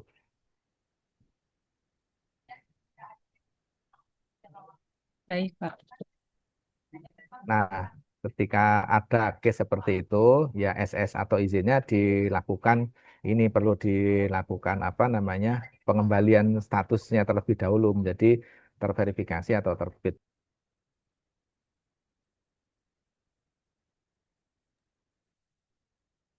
Bu Janet boleh ini ya Bu menanggapi Silakan, yang Bu Cita. Iya Pak Arief. Jadi kalau yang izin sebelum UCK 2020 ya, kalau versi yang PBF ini kan artinya yang masih izin lama ya, belum OSS, yang nomor digitnya juga masih FP. Dan di situ kalau untuk yang sebelum 2020 entah jadi 2019 gitu ya. Nah ini pasti udah nggak berlaku sih Pak, karena kan kita tetap ada masa berlakunya itu 5 tahun ya. 5 Apakah tahun. ketika mereka mengupload di Betul. OSS untuk verifikasi izin sebelum UCK untuk yang diupload tadi itu seperti itu kita setujui atau kita tolak gitu ya? Karena kan artinya itu udah nggak berlaku lagi gitu izinnya per sekarang ya.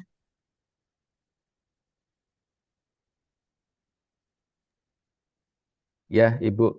Eh, jadi ketika dia kondisinya melakukan declare sudah punya izin sebelum Undang-Undang Cipta Kerja dan artinya sudah punya izin dan masih berlaku ya Bu. Idealnya yang diupload tersebut adalah ya izin yang sesuai dengan kegiatan yang dilakukan dan masih berlaku gitu Bu. Idealnya ya kalau di istilahnya dari sudut pandang validator Bu gitu. Ketika itu izin itu sudah mati, terus diklaim izin yang saya punya dan masih berlaku sebelum Undang-Undang Cipta Kerja. Kalau pandangan pribadi saya, mohon maaf kalau saya salah, karena saya kacamatanya dari sisi sistem. Idealnya ketika melakukan validasi, nah itu mungkin ya nggak diterima karena yang diupload sudah expired gitu Bu. Mohon izin. Itu kacamata pribadi ya Bu. Kalau saya dari kacamata sistem, nah mungkin yang lebih berhak dari eh, pengampu dan Iya, baik Pak. Artinya untuk PBF pusat dan cabang verifikasi izin sebelum UCK 2000 daerah itu selalu mencantumkan masa berlaku gitu ya, walaupun ya begitu nggak Bu Janet, kalau di PBF cabang ya, Betul. untuk yang sebelum 2020 tetap ada masa Ya, betul, berlakunya Bu gitu ya. Cita. Nah gitu Pak, Masa jadi berlaku. Ya, betul. artinya ya ada kan ya Bu, artinya kan kalau dari penjelasan tadi yang disampaikan gitu ya, untuk verifikasi UU CK ini bagi KBLI 4441 ataupun 46447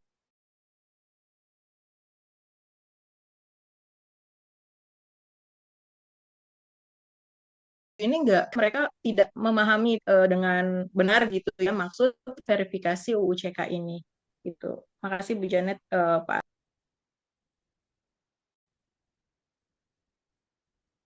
Jadi kalau itu ya Bu Cita, kalau misalnya masuk ke OSS, kemudian tidak bisa melakukan pemutakhiran, itu otomatis NIB-nya akan berubah menjadi tidak terverifikasi. Nah, ini yang banyak ditanyakan oleh pelaku usaha, Pak. Iya, betul Bu Janet. Jadi statusnya itu tadinya mungkin terbit ketika mereka mengajukan ya tadi Terverifikasi, ada ya. pertanyaan pertanyaan itu terus ditolak, ya udah mereka harus ngajuin lagi Nah, dari awal. Itu juga tidak sih yang terverifikasi jadinya, Bu. iya betul.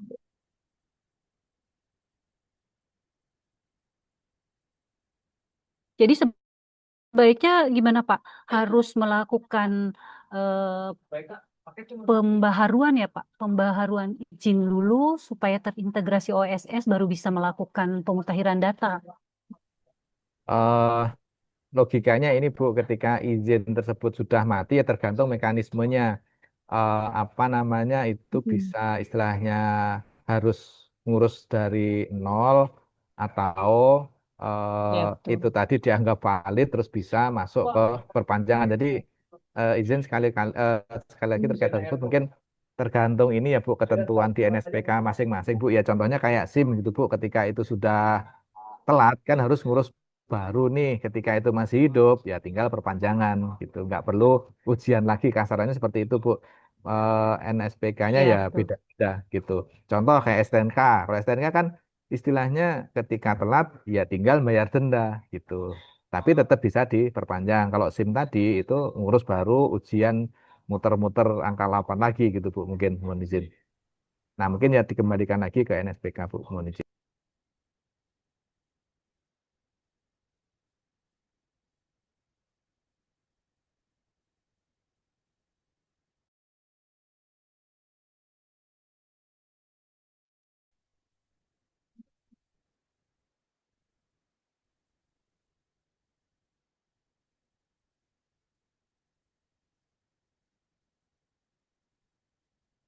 Bagaimana Bu Sandi dan Bu Cita? Eh, Mohon izin Pak, kami lanjut untuk satu pertanyaan lagi mungkin ya kepada Kementerian Kesehatan melalui kolom chat dari Ibu Hana PT APL Bu Sandi.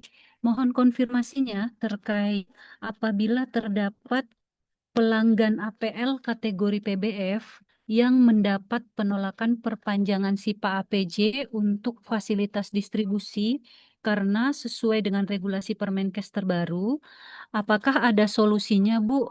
Upaya kami, PT APL, tetap bisa melakukan proses distribusi tanpa adanya SIPA dari pelanggan PBF kami. Apabila APJ yang berpraktek di PBF sudah tidak membutuhkan SIPA, untuk pencantuman di surat pesanan berarti apakah cukup menggunakan STR saja dan berarti PBF pemasok tetap dapat melayani pesanan dari pelanggan PBF tersebut tanpa SIPA. Iya, izin Bu Janet, karena Bu Ya, Sandi udah ada agenda bersama Bu Dirjen ya, jadi mungkin bisa saya wakilkan dulu untuk menjawab pertanyaan dari PT APL siap. terkait dengan penerapan SIP ini. Kita sudah mengkoordinasikan juga ya, selain dengan Dinas Kesehatan Provinsi, PTSP, juga kepada BPOM selaku pengawas. Nah, jadi kalau dari perkembangan hasil rapat kemarin, BPOM ini sedang menyusun standar pelayanan sertifikasi CDOB yang terbaru. Nah, di dalamnya itu sudah tidak meminta lagi SIP bagi fasilitas distribusi ya, termasuk PBF. Jadi nanti Bapak Ibu sudah tidak akan diminta lagi nih untuk resertifikasi CDOB SIPA. SIP-nya gitu ya. Nah, terkait dengan kualifikasi pelanggan antara PBF gitu ya kepada PBF lain dalam hal adanya permintaan ya, adanya order ketika PBF yang akan menjadi pelanggan tidak memiliki SIP setelah terbit Undang-Undang Kesehatan ya, itu kan di tahun 2023 ya, harusnya itu memang sudah bisa diimplementasikan gitu Bu. Jadi tidak tidak ada lagi permintaan SIP untuk fasilitas distribusi ya, ataupun nanti misalkan ada order dari instalasi farmasi pemerintah gitu ya. Itu kan juga ada ya penyaluran untuk apa obat program misalnya gitu, atau ya pokoknya yang diadakan oleh dinas ya, dinas kan juga ada gudangnya gitu. Nah itu juga tidak lagi dimintakan SIP-nya seperti itu. Dan untuk di surat pesanan artinya ketika SIP nggak ada, cukup dengan STR dari apoteker gitu, Janet. Baik, cukup jelas, Ibu Cita. Bapak Ibu, apakah masih ada yang ingin bertanya?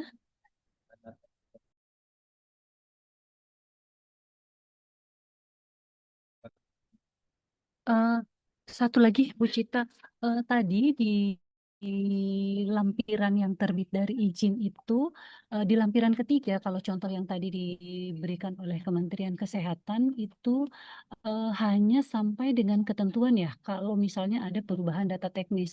Kemudian untuk masa berlaku izinnya sendiri, itu tidak dicantumkan kah, Bu Cita, atau gimana? Iya, Bu Janet. Jadi kenapa kita tidak mencantumkan masa berlaku ya, Bu? Karena saat penyusunan Permenkes 11 2025 itu kita sudah mengkonfirmasi kepada BKPM untuk masa berlaku ini tidak lagi ditampilkan dalam lampiran teknis karena memang sudah tertuang di halaman 2 gitu ya. Tadi kan ada mungkin Nah, saya bisa share screen masa lagi ya, berlaku Bu ya. ya. Iya. Ya, Ya. sudah ada masa berlakunya gitu. Jadi ya udah kami kembalikan kewenangan tersebut itu ke OSS gitu ya. Jadi Biar gak untuk double begitu ya. udah ya biar gak double Bu gitu. Karena kan sekarang jadinya pelaku usaha juga apa namanya setelah Permenkes terbit itu kita memang belum langsung gitu ya Bu menerapkan tadi menghapus masa berlaku. Jadi ada tuh gap mungkin ya 1 bulan masih ada di halaman duanya udah sepanjang melakukan kegiatan usaha dan di e-licensing untuk lampiran teknis PBF pusatnya itu masih ada pencantuman masa berlaku waktu itu 5 tahun. Memang kami itu dalam sebulan mengupayakan ini masa berlakunya udah hilang dari lampiran teknis ya. Jadi tidak bisa langsung ketika Permenkes terbit, ketika PP 28 itu berlaku, kita langsung juga menghapus gitu ya. Nah, itu sih. Tapi balik lagi sekarang Bapak Ibu yang mungkin PBF-nya masih punya 2 ketentuan masa berlaku ada di lampiran teknis dan ada di halaman 2 itu yang berlaku artinya yang di halaman 2 yang terbit melalui OSS. Seperti itu Bu Janet. Berarti di lampiran teknis sebenarnya tidak wajib. Yang yang rekomendasi Iya, yang sudah diterbitkan oleh tidak. masa berlaku tidak diwajibkan untuk Ya, dicantumkan. betul, Bu Janet. Ya, jadi dinas juga Baik. kita juga sudah sosialisasikan ya Bu untuk di lampiran 3 sudah tidak ada masa Betul. berlaku karena balik lagi itu Masa udah ada berlaku di halaman 2-nya ya. kedua. Oke. Oke, siap, Bu Cita. Kemudian, Bu Cita, satu lagi saya tadi karena ini terkait SIPA ya, Bu Cita ya. Bagaimana dengan pesanan untuk psikotropik dan narkotika? Sedangkan SIPA saat ini sudah tidak dipersyaratkan lagi. Untuk pertanggungjawabannya seperti apa ya, Bu? Kalau dari PMK nomor 5 kan ya, tahun 2023. Iya, Bu. Karena memang pengaturannya untuk SIP ini ada di Undang-Undang Kesehatan yang lebih tinggi dari Permenkes 5 ya Bu untuk pengaturan NPP ya saat ini yang masih berlaku existing artinya berlaku sistem apa ya kalau dihukum itu jadi yang undang-undang lebih tinggi akan menggantikan gitu ya pengaturan regulasi di bawahnya. Nah, artinya untuk SIP pada pesanan NPP itu juga tidak eh, diperlukan lagi gitu ya. Cuma memang kami dari Kementerian Kesehatan sedang melakukan revisi Permenkes 5 ya Bu yang mengatur NPP karena kan di situ juga masih tercantum ya membutuhkan SIP dalam hal Betul, pengadaan gitu Bu. Jadi NPP. nanti mungkin bisa dikonfirmasi juga ya Bu kepada tim terkait kalau di Direktorat Prodisbar nih memang ada satu tim khusus yang mengampu NPP ya di Timker Akses Obat tapi sepertinya sama sih Bu kita melihat aturan lebih tinggi Undang-Undang Kesehatan. Jadi memang SIP ini baik untuk komoditinya obat keras, obat non resep ataupun yang uh, psikotropik, narkotik, prekursor itu juga tidak mewajibkan lagi surat pesanan ini ya yang ada Harus ini menggunakan untuk SIPA ya, fasilitas distribusi SIP ya. gitu Bu. Tapi kalau fasilitas Oh, pelayanan kesehatan artinya kan masih gitu ya Bu. iya, siap. Baik, Bapak Ibu, kami rasa sudah cukup jelas atau masih ada lagi yang Bapak Ibu ingin tanyakan dari DPM PTSP? Bagaimana Bapak Ibu? Mungkin yang dari kecamatan yang memang banyak untuk melakukan penerbitan SIPA dan pencabutan ya Bapak Ibu. Kalau kemarin saya tidak salah itu banyak pertanyaan dari teman-teman Bapak Ibu dari DPM PTSP Kecamatan terkait mekanisme untuk izin jika sarana atau pelaku usaha itu ingin melakukan pencabutan SIP. Gimana Bapak Ibu dari PTSP?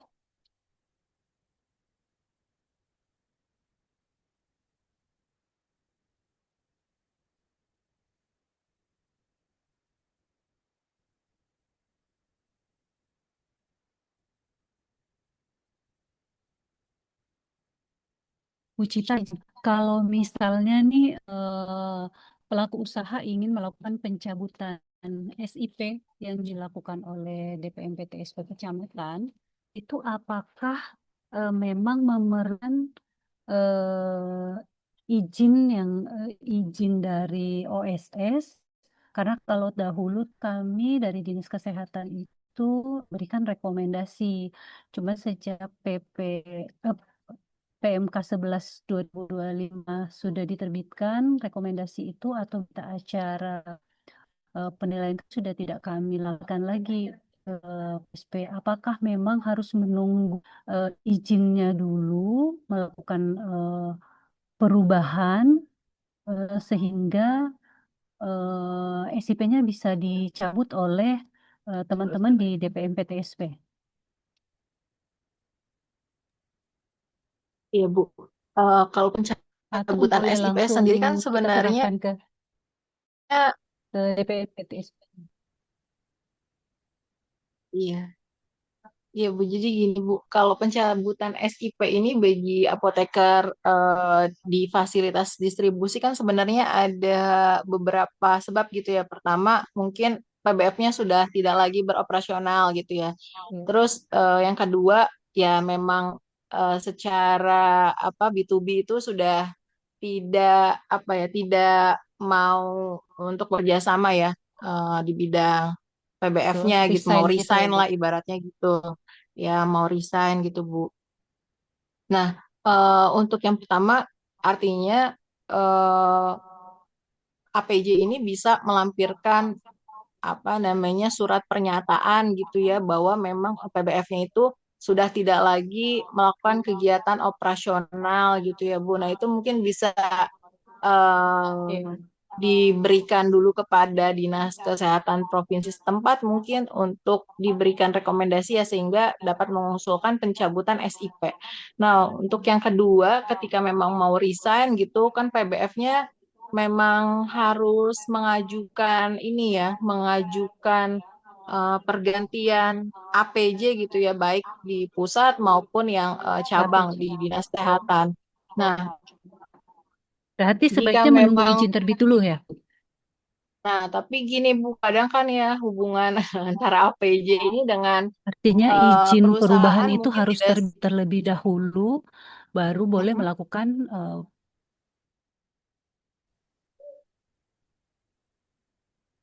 Ya. Eh, jadi gini Bu, untuk yang case kedua yang APJ-nya resign, kadang kan memang APJ ini udah lost contact gitu ya Bu dengan perusahaan gitu. Mungkin juga nggak berhentinya nggak dengan selamanya kondisinya baik-baik aja gitu ya. Kalau memang dapat surat keterangan bahwa sudah tidak bekerja lagi, oke itu bisa jadi suatu data dukung ya bagi APJ menyampaikan ke PTSP bahwa memang sudah tidak bekerja di sana. Tapi kalau memang tidak dapat surat apapun gitu ya terkait pemberhentian kerja di lokasi SIP-nya, maka mungkin bisa menyampaikan ke Dinas Kesehatan atau ke Kementerian Kesehatan gitu ya. Nah, untuk yang memberitahukan bahwa saat ini APJ dia sudah tidak lagi bekerja gitu. Nah, itu yang mungkin akan kami tanggapi ya. Kami berikan surat keterangan gitu yang bisa menjadi data dukung pencabutan SIP-nya gitu kan. Siapa tahu nanti mau kerja di tempat lain gitu ya, Bu. Gitu sih. Oh, berarti kita mengeluarkan hanya rekomendasi aja seperti itu ya, Bu? Atau Iya, Bu. Seperti itu atau sih, Bu. cukup dengan bukti atau surat pernyataan dari sarananya aja gitu. Boleh Kak? Boleh kan ya Bu Cita ya? Cukup dengan surat pernyataan dari sarananya saja Kak untuk supaya si PJT atau APJ ini melakukan pencabutan SIPA. Ya, Bu. Jadi kalau bisa memang sarananya mengeluarkan, balik lagi, Bu. Tadi ya kalau ada surat pemberhentian kerja, itu oke, itu bisa menjadi data dukung tanpa perlu ada rekom mungkin ya dari dinas ataupun kementerian. Tapi kalau memang sarananya tidak mau memberikan surat keterangan pemberhentian kerja, nah itu APJ-nya mungkin memang bisa mendapatkannya itu dari kami gitu ya, menginformasikan ke dinas kesehatan ataupun ke kementerian bahwa memang sudah tidak bekerja lagi di sana. Nanti kementerian dan dinas yang menyampaikan nih ke PBF pusat ataupun PBF cabang bahwa harus dilakukan pergantian APJ gitu Bu. Kadang ini yang kami sempat diskusikan dengan Hisfardis ya Bu. Jadi APJ ini nggak semuanya memang berhenti kerjanya itu dapat surat pernyataan telah eh, eh, apa resign gitu ya, atau paklaring atau apalah gitu ya Bu. Nah, ada juga yang memang ya udah gitu putus hubungan kerja tanpa ada surat-surat yang diberikan gitu Bu. Oke. Dan solusinya ya Tergantung memang berarti dari tergantung kita sih kasus yang ya. ngebantu. Iya, tergantung kasus Bu. Jadi kalau Berarti memang tergantung dapet dari ya itu lebih kasusnya ya. baik. Iya Bu. Baik, Bu Cita, ini ada raise hand dari yang pertama dari Ibu Sri Nuryanti.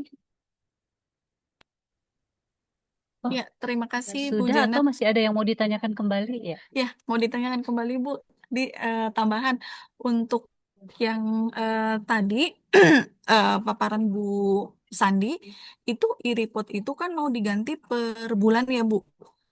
Itu kapan mulai berlakunya? Karena di cabang kami malah sudah ada yang minta di daerah Bu untuk diaplikasikan per bulan. Nah, sedangkan di sistem kami itu masih per triwulan gitu loh Bu. Dan sedangkan kami juga belum di pusat ini belum dapat informasinya kalau misalnya atau sosialisasinya untuk pelaporan yang akan diganti per bulan ini gitu. Terima kasih. Iya Bu Sri Nuryanti. Jadi memang saat ini kami masih menyesuaikan form form pelaporannya ya Bu dari yang 1 bulan, dari yang 3 bulan menjadi yang tiap bulan, dan penyesuaian Permenkes ya Bu. Jadi kalau dulu di Permenkes 14 kan sarana yang bisa disalurkan oleh PBF untuk obat misalkan diatur ke sarana ini gitu ya. Kalau sekarang kan memang lebih banyak ya. Mungkin Bapak Ibu apoteker sudah melihat kembali kalau di Permenkes 11 kan untuk obat sendiri itu bisa ke banyak sarana ya, beda dari yang Permenkes 14. Nah, itu yang kami sedang akomodir di format laporan yang baru.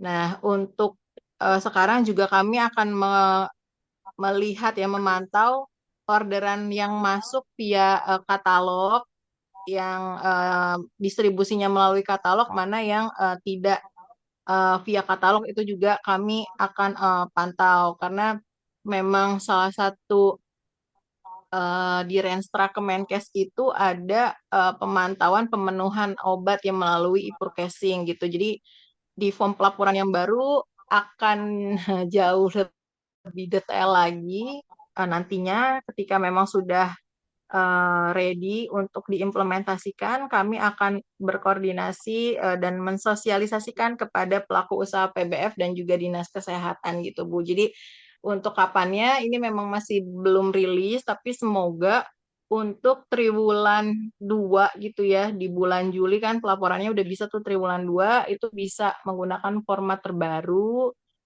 dengan pelaporannya yang tiap bulan. Nah, namun sebelum itu diberlakukan, kami juga mendorong nih kepada PBF untuk segera menyelesaikan bagi yang belum ya, untuk segera menyelesaikan laporan triwulannya. Seperti itu Bu Sri. Ya, tapi kenapa ya Bu di daerah itu sudah mengimplementasikan gitu? Apakah ada miskomunikasi atau gimana? Belum ya Bu, karena kan kalau e-report itu untuk PBF pusat daerah sama ya, satu aplikasi. Kita masih yang triwulan.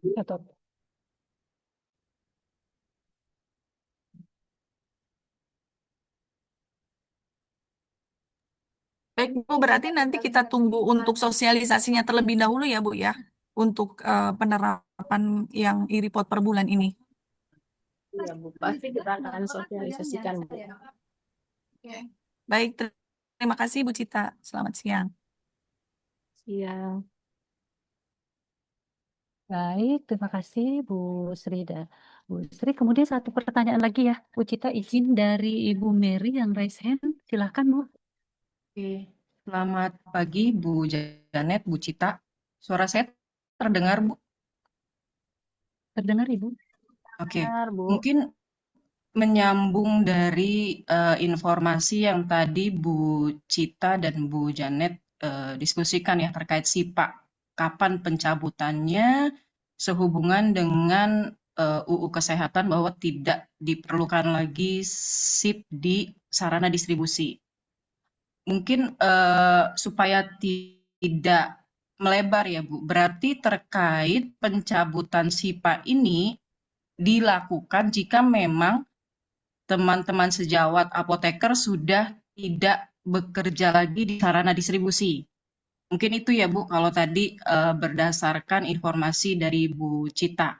Berarti semisal teman sejawat apoteker masih bekerja di sarana distribusi, SIP ini apakah memang perlu dicabut atau mungkin tetap sesuai dengan mungkin yang bersangkutan bekerja di sarana tersebut gitu. Itu yang pertama. Yang kedua mungkin menyambung tadi pertanyaan Bu Yanti ya dari Pentavalen ke Bu Sandi sehubungan dengan pengadaan dari HSM Mandiri. Mungkin ini perlu diselaraskan dengan Perbepom nomor 7 yang sudah terbit.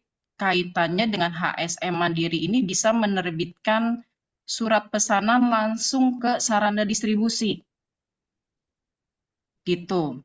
Ya, namun mungkin surat pesanan ini harus ya Bu berdasarkan penjelasan yang saya dapatkan dari sosialisasi Perbepom tersebut adalah HSM Mandiri bisa menerbitkan surat pesanan dengan catatan bahwa ada